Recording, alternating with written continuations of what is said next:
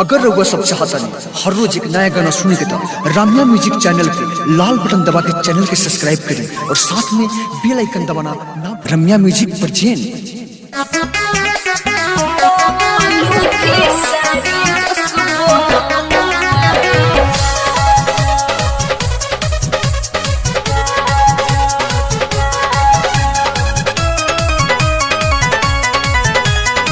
Music by Priyanshu Singh. कोरियत वाला मुआ पतहरो ना होई कहता निहाता ना होना कोरियत वाला मुआ पतहरो ना होई कहता निहाता ना होना। अरे पोलू खेसारी जस बोलमुआए काजल एही से करेलू गुमान।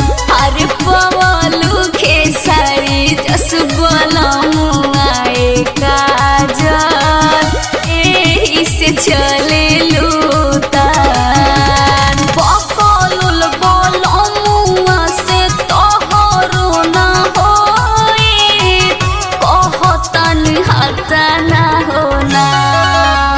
पवलू पवन सिंह जस बोलमुआए लुलिया एही से करेलू गुमान। हर पवलू पवन सिंह जस सजना माए लुलिया एही से छल सीनाता।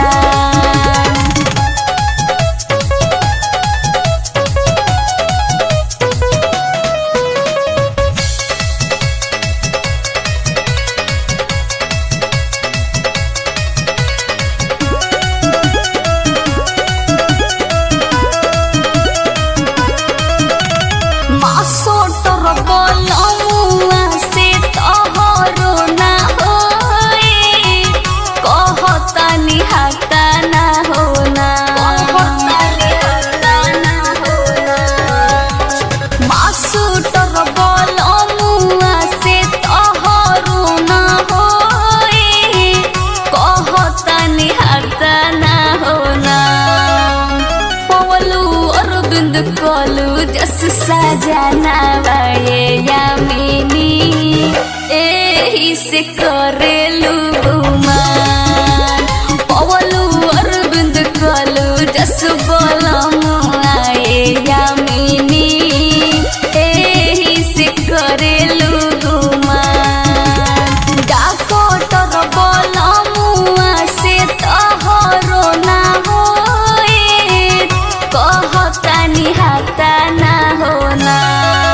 अरे पवलू सोमर सिंह जस सजना वाए डिम्पल एही से करेलू गुमान।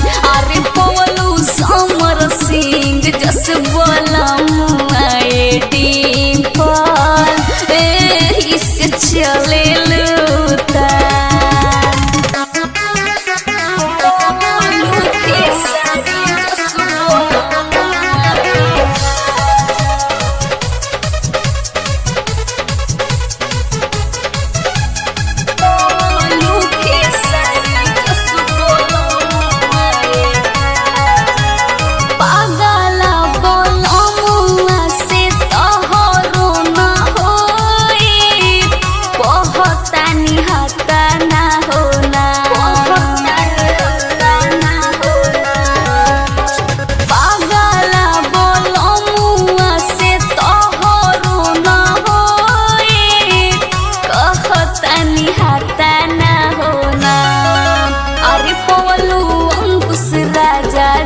सजना वाए पूनम एही से करेलू गुमान। अरे पवलू गुंजन सिंह जस बोलमुआए सुभी एही से चलेलू तान। पियकड़ बोलमुआ से तोहरो ना होई कहता निहाता ना होना।